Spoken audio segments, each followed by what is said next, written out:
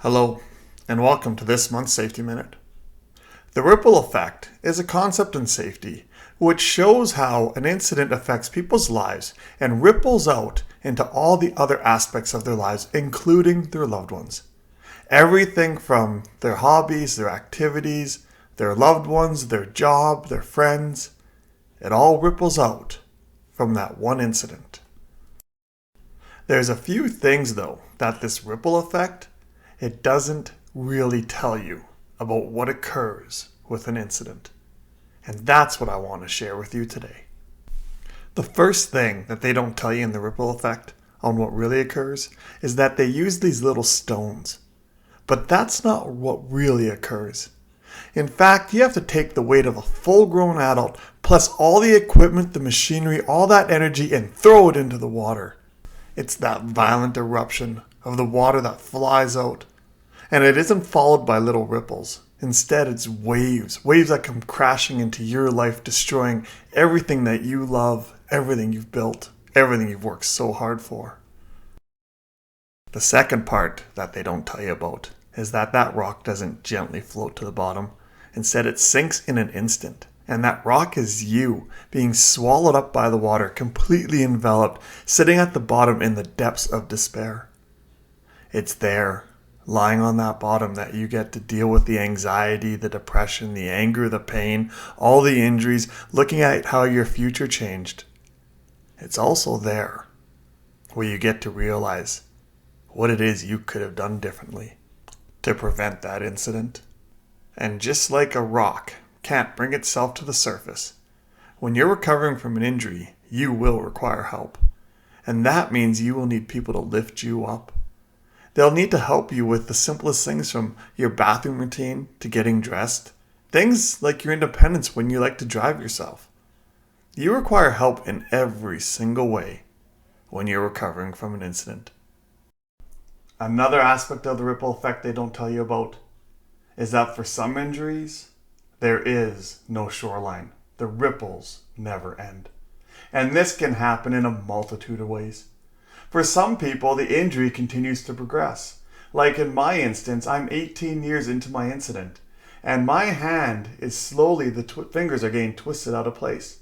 Eventually, when it gets so bad, the doctors will have to break my fingers and fuse them into a position where they're curved, which will stop this process from happening. At the same time, take away movement in my hand. For other people, they deal with chronic pain. And the pain gets worse and worse over time as the medications lose effect, which means they need to turn to stronger medications, and that has then the potential for addiction. And the addictions can come for many reasons. It can be for pain management, to trying to deal and cope with PTSD, depression, anger, or any other source of mental health. And then for some people, the anger, it chases every one of their loved ones out of their life. And I have found there is not any relationship that is so sacred the anger cannot touch. And what occurs is that the people, your loved ones, they want to be there for you. But every once in a while, you just dump all the anger because your life is going through a lot. And you don't mean to dump it. You don't mean to take it out on your loved ones. But they get to their point where they're like, well, I've had enough. I didn't sign up to be in this relationship to be dumped on day after day, week after week, month after month, year after year. And eventually, the anger will chase them out. Although the ripple effect can be a very meaningful way in helping someone to understand how an incident could affect their life, I think there's a better effect, a better exercise we could use, a proactive one. It's what I call the safety effect. And instead of worrying about how an incident could impact your life, instead we worry about the hazards that we have at hand and we do something about them. And all that means is that you take the time to properly fill out your job hazard assessment in a meaningful way that actually controls the hazards. You speak up when you see something that's not right. You participate in your toolbox meetings if you have a concern, or even become a leader and join the Joint Health and Safety Committee.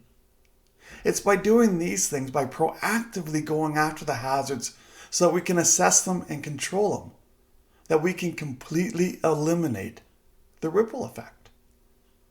And by doing that, you'll have that long, rich, joyous life that you've always wanted on why you go to work. To make money. So you get to do the things you want to do with the people you love, that you wanted to do those things with. That's the safety effect. I hope you enjoyed this month's Safety Minute. If you want more messages like this, please hit the subscribe button. If you'd like to bring me out to your workplace so I can share my messages with your workers, go to spencerspeaks.ca.